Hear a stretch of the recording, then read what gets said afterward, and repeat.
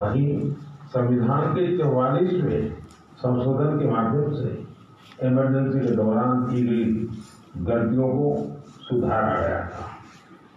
साथियों, ये भी बहुत प्रेरक है कि संविधान सभा के कुछ सदस्य मनोनीत किए गए थे, जिनमें से 15 महिलाएं थी।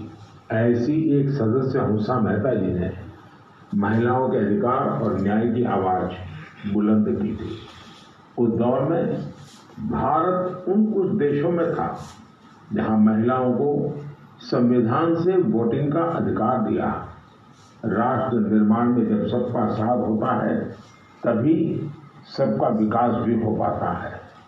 मुझे संतोष है कि संविधान निर्माताओं के उसी दूरदृष्टि का पालन करते हुए अब भारत के संसद ने नारी शक्ति वंदन अधिनियम को पास किया है। नारी शक्ति वंदन अधिनियम हमारे लोकतंत्र की संकल्प शक्ति का उदाहरण है। ये विकसित भारत के हमारे संकल्प को गति देने के लिए भी उतना ही सहायक होगा। मेरे परिवारजनों, राष्ट्र निर्माण की कमान जब जनता जनार्दन संभाल लेती है तो दुनिया की कोई भी ताकत उस देश को आगे बढ़ने से नहीं रोक पाती।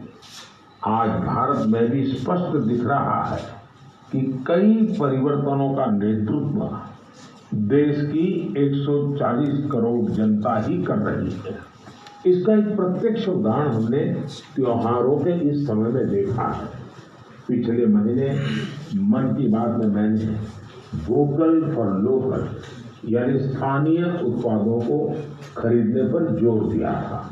बीते कुछ दिनों के भीतर ही दिवाली, भैया दूज और छठ पर देश में 4 लाख करोड़ से ज्यादा का कारोबार हुआ है और इस दौरान भारत में बने उत्पादों को खरीदने का जबरदस्त उत्साह लोगों में देखा गया।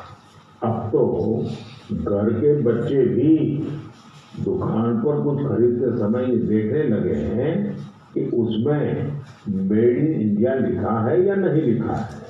इतना ही नहीं, ऑनलाइन सामान खरीदते समय अब लोग कंट्री ऑफ ओरिजिन इसे भी देखना नहीं भूलते हैं। साथियों, जैसे स्वच्छ भारत अभियान की सफलता ही उसकी प्रेरणा बन रही है, वैसे ही वोकल फॉर लोकल की सफलता विकसित भारत, समृद्ध भारत के द्वार खोल रही है। वोकल फॉर लोकल का यह अभियान पूरे देश की अर्थव्यवस्था को मजबूती देता है। वोकल फॉर लोकल अभियान रोजगार की गारंटी है, ये विकास की गारंटी है, ये देश के संतुलित विकास की गारंटी है। इससे शहरी और ग्रामीण दोनों को समान अवसर मिलते हैं।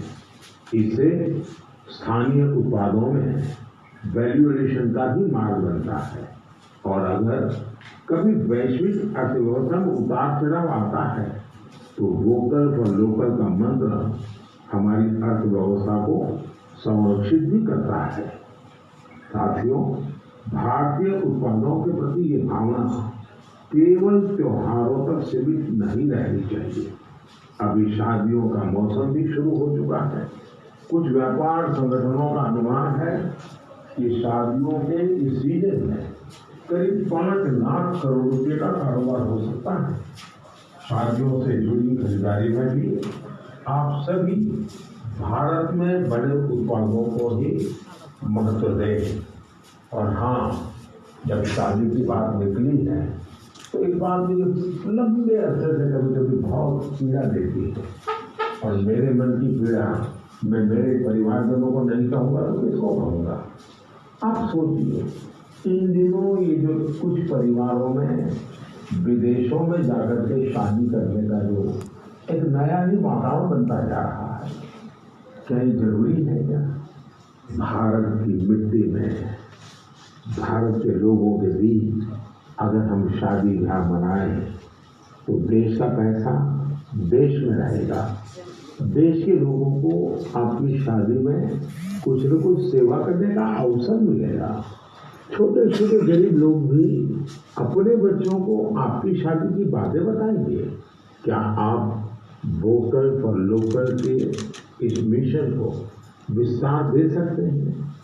क्यों न हम शादी ब्याह ऐसे समारोह अपने ही देश में करें?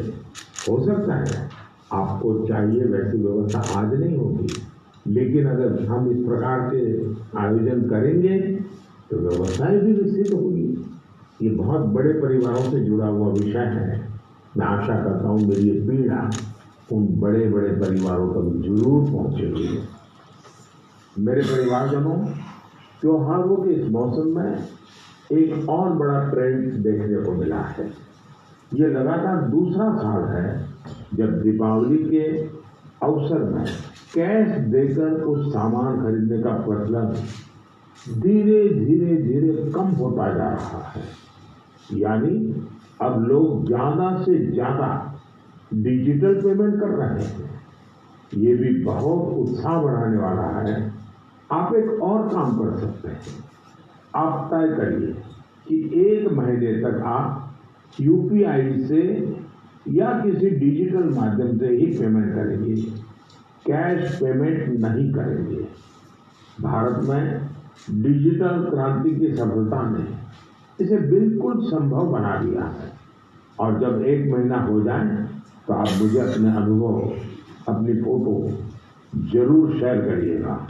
मैं अभी से आपको एडवांस में अपनी शुभकामनाएं देता हूँ। मेरे परिवारजनों, हमारे युवा साथियों ने देश को एक और बड़ी खुशखबरी दी है जो हम सभी को गौरव से भर देने वाली है। इंटेलिजेंस, आइडिया और इनोवेशन आज भारतीय युवाओं की पहचान है। इसमें टेक्नोलॉजी के कॉम्बिनेशन से उनकी इंटेलेक्चुअल प्रॉपर्टीज में निरंतर बढ़ोतरी हो, ये अपने आप में देश के सामर्थ्य को बढ़ाने वाली महत्वपूर्ण प्रगति है। आपको ये जानकर अच्छा लगेगा कि 2022 में भारतीयों के पेटेंट आवेदन में 31% से ज्यादा की बढ़ोतरी हुई है। वर्ल्ड इंटेलेक्चुअल प्रॉपर्टी ऑर्गेनाइजेशन ने एक बड़ी ही दिलचस्प रिपोर्ट जारी की है।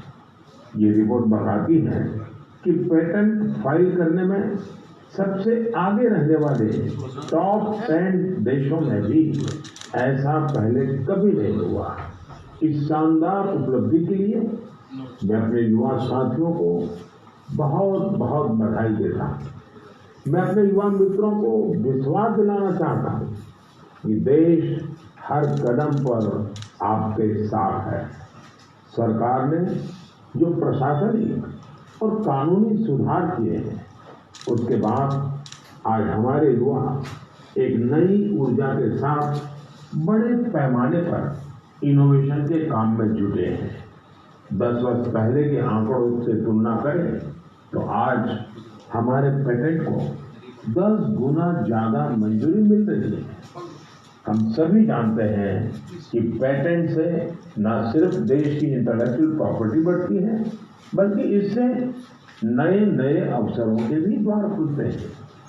इतना ही नहीं, ये हमारे स्टार्टअप्स की ताकत और क्षमता को भी बढ़ाते हैं। आज हमारे स्कूली बच्चों में भी इनोवेशन की भावना को बढ़ावा मिल रहा है। अटल टिंकरिंग लैब, अटल इनोवेशन मिशन, कॉलेजों में इंक्यूबेशन सेंटर, स्टार्टअप इंडिया अभियान, ऐसे निरंतर प्रयासों के नतीजे देशवासियों के सामने हैं।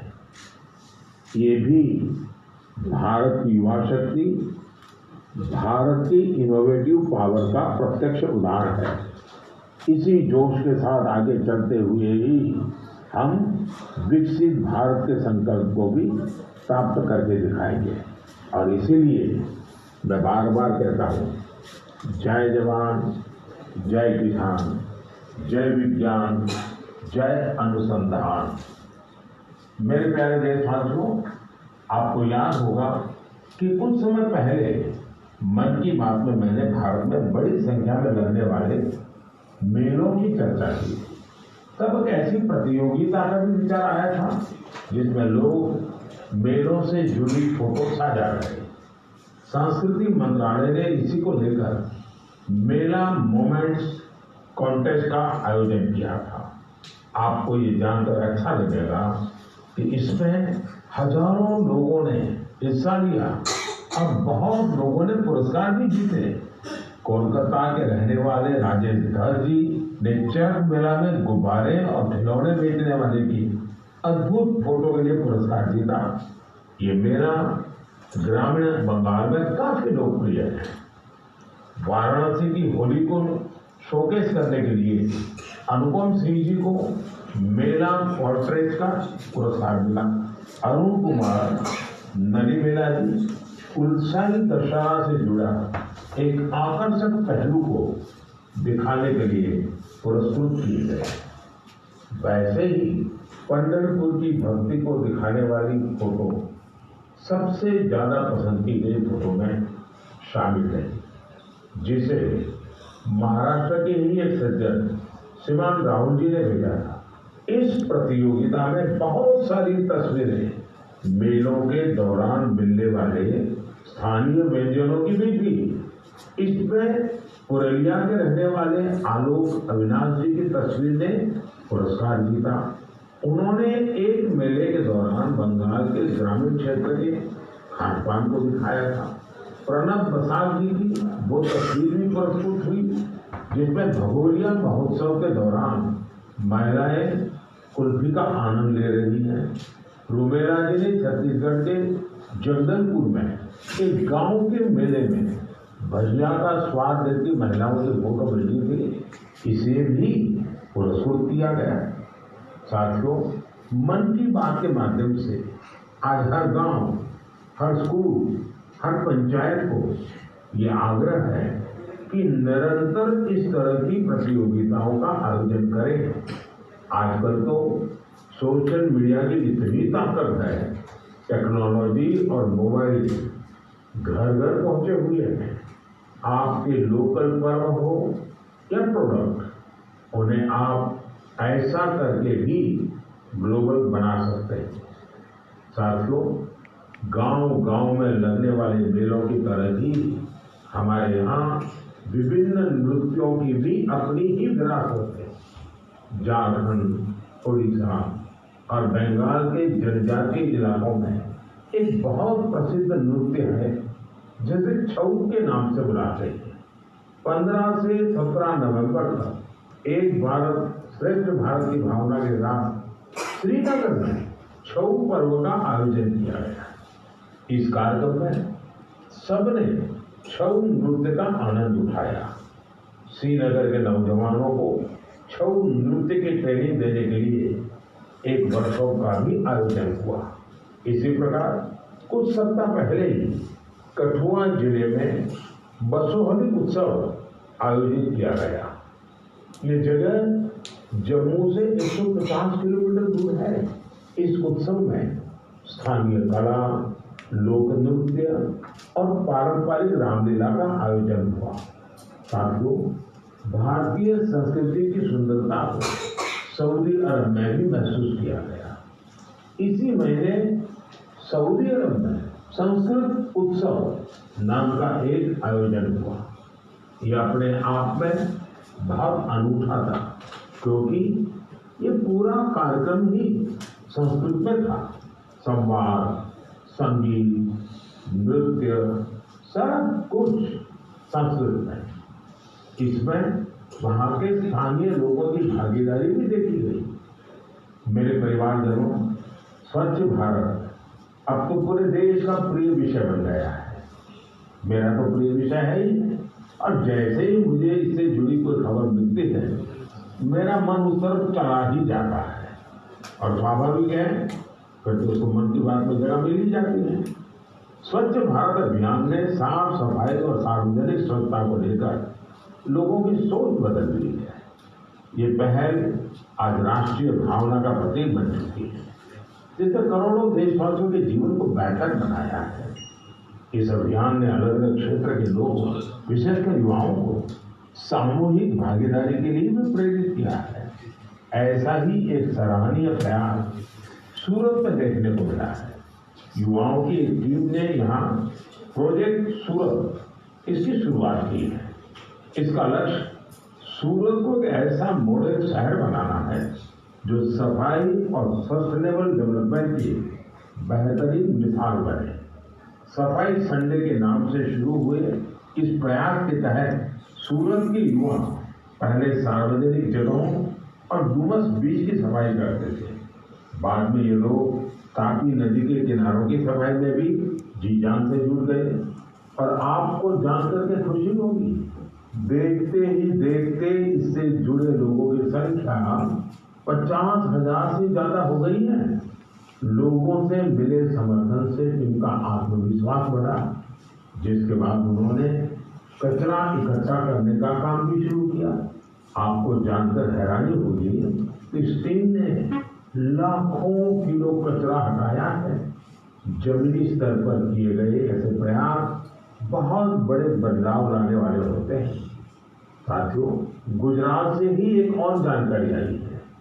कुछ सप्ताह पहले वहां अंबाजी में भादरवी पूनम मेले का आयोजन किया गया था। इस मेले में 50 लाख से ज्यादा लोग आए। ये मेला प्रतिवर्ष होता है। इसकी सबसे खास बात ये रही कि मेले में आए लोगों ने गब्बर हिल के एक बड़े हिस्से में सफाई अभियान चलाया।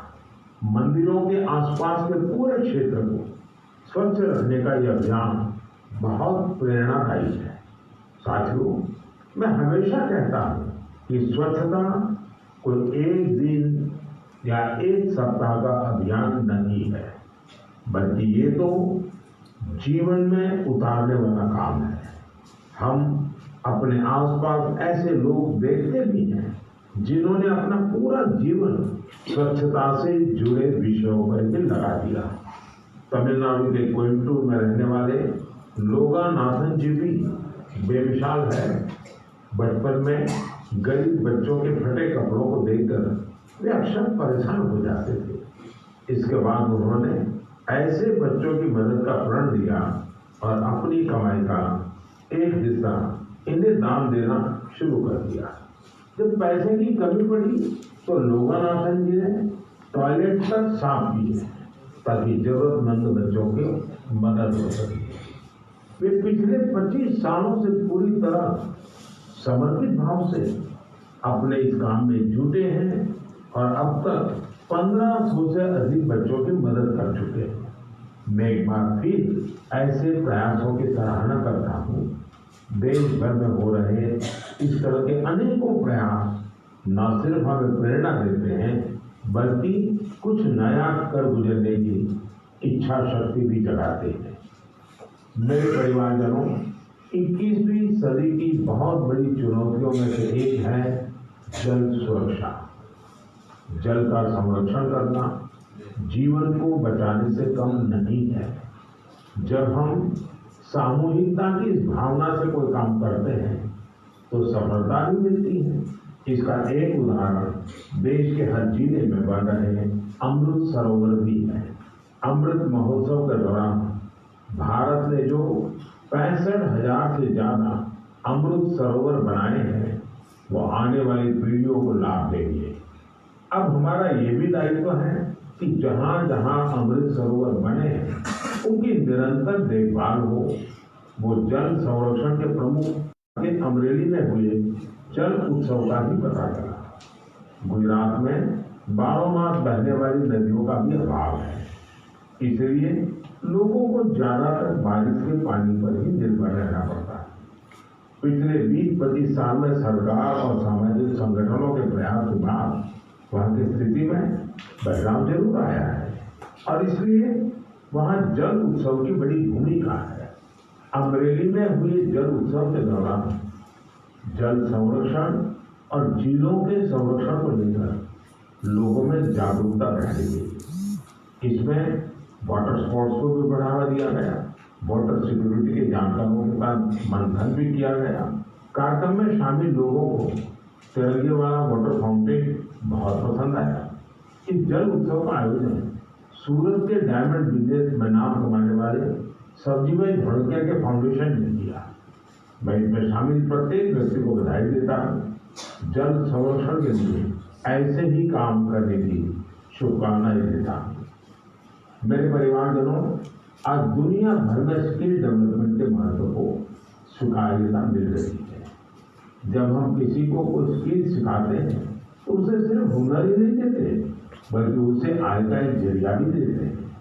और जब मुझे पता चला एक संस्था पिछले 4 दशक से स्किल डेवलपमेंट के काम में जुटी है तो मुझे और भी अच्छा लगा।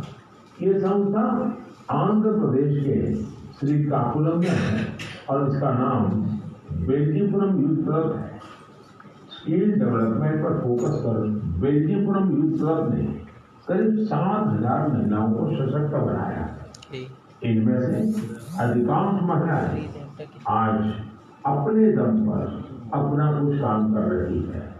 इस संस्था ने बाल मजदूरी करने वाले बच्चों को भी कोई न कोई हुनर सिखाकर उन्हें उस दुष्ट चक्र से बाहर निकालने में मदद की। बेल्जीपुरम यूथ क्लब की टीम ने किसान उत्पाद संघ यानी एफपीओ से जुड़े किसानों को भी नई स्किल सिखाई, जिससे बड़ी संख्या में किसान सशक्त हुए हैं।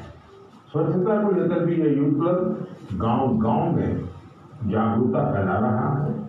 इसने अनेक शौचालयों का निर्माण की भी मदद की है। मैं स्किल डेवलपमेंट के लिए इस संस्था से जुड़े सभी लोगों को बहुत बहुत बधाई देता हूँ, कि सराहना करता हूँ।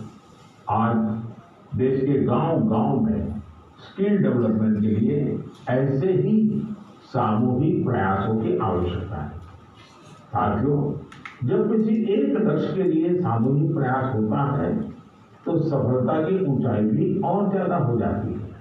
मैं आप सभी से लद्दाख का एक प्रेरक उदाहरण साझा करना चाहता हूँ। आपने पश्मीना शॉल के बारे में तो जरूर सुना होगा। पिछले कुछ समय से लद्दाखी पश्मीना की भी बहुत चर्चा हो रही है। लद्दाखी पश्मीना लूम्स ऑफ लद्दाख के नाम से दुनिया भर के बाजारों में पहुंच रहा है। आप ये जानकर हैरान रह जाएंगे कि इसे तैयार करने में 15 गांवों की 450 से अधिक महिलाएं शामिल हैं। पहले वे अपने उत्पाद वहां आने वाले पर्यटकों को ही बेचती थी, लेकिन अब डिजिटल भारत के इस दौर में उनकी बनाई चीजें देश दुनिया के अलग अलग बाजारों में पहुंचने लगी है। यानी हमारा लोकल अब ग्लोबल हो रहा है और इससे इन महिलाओं की कमाई भी बढ़ी है। साथियों, नारी शक्ति की ऐसी सफलताएं देश के कोने कोने में मौजूद है। जरूरत ऐसी बातों को ज्यादा से ज्यादा सामने लाने की और ये बताने के लिए मन की बात से बेहतर और क्या होगा।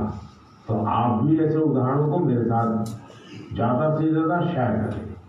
मैं भी पूरा प्रयास करूंगा कि उन्हें आपके बीच ला सकूं। मेरे परिवारजनों, मन की बात में हम ऐसे सामूहिक प्रयासों की चर्चा करते रहे हैं जिनसे समाज में बड़े बड़े बदलाव आए। मन की बात की एक और उपलब्धि ये भी है कि इसने घर घर में रेडियो को और अधिक लोकप्रिय बना दिया है। माय गॉव पर मुझे उत्तर प्रदेश में अमरोहा के राम सिंह बौद्ध जी का एक पत्र मिला है। राम सिंह जी पिछले कई दशकों से रेडियो संग्रह करने के काम में जुटे हैं। उनका कहना है कि मन की बात के बाद से उनके रेडियो म्यूजियम के प्रति लोगों की उत्सुकता और बढ़ गई है। ऐसे ही मन की बात से प्रेरित होकर अहमदाबाद के पास तीर्थ धाम प्रेरणा तीर्थ ने एक दिलचस्प प्रदर्शनी लगाई है।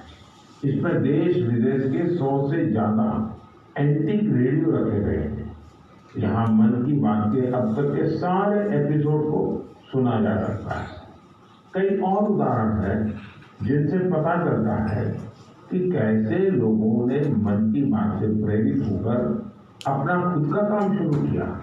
ऐसा ही एक उदाहरण कर्नाटक के चामराजनगर की वर्षा जी का है, जिन्हें मन की बात ने अपने पैरों पर खड़ा होने के लिए प्रेरित किया। इस कार्यक्रम के एक एपिसोड से प्रेरित होकर उन्होंने केले से जैविक खाद बनाने का काम शुरू किया। प्रकृति से बहुत लगाव रखने वाली वर्षा जी की ये पहल दूसरे लोगों के लिए भी रोजगार के मौके लेकर आई है। मेरे परिवारजनों, कल 27 नवंबर को कार्तिक पूर्णिमा का पर्व है। इसी दिन देव दीपावली भी मनाई जाती है और मेरा तो मन रहता है कि मैं काशी की देव दीपावली जरूर देखूं। इस बार मैं काशी तो नहीं जा पा रहा हूं, लेकिन मन की बात के माध्यम से बनारस के लोगों को अपनी शुभकामनाएं जरूर भेज रहा हूं। इस बार भी काशी के घाटों पर लाखों दिए जलाए जाएंगे, भव्य आरती होगी, लेजर शो होगा, लाखों की संख्या में देश विदेश से आए लोग देव दीपावली का आनंद लेंगे। साथियों, कल पूर्णिमा के दिन ही गुरु नानक देव जी का भी प्रकाश पर्व है। गुरु नानक जी के अनमोल संदेश भारत ही नहीं, दुनिया भर के लिए आज भी प्रेरक और प्रासंगिक है। ये हमें सादगी, सद्भाव और दूसरों के प्रति समर्पित होने के लिए प्रेरित करते हैं। गुरु नानक देव जी ने सेवा भावना, सेवा कार्यों की जो सीख दी, उसका पालन हमारे सिख भाई बहन पूरे विश्व में करते नजर आते हैं। मैं मन की बात के सभी श्रोताओं को गुरु नानक देव जी के प्रकाश पर्व की बहुत बहुत शुभकामनाएं देता हूँ।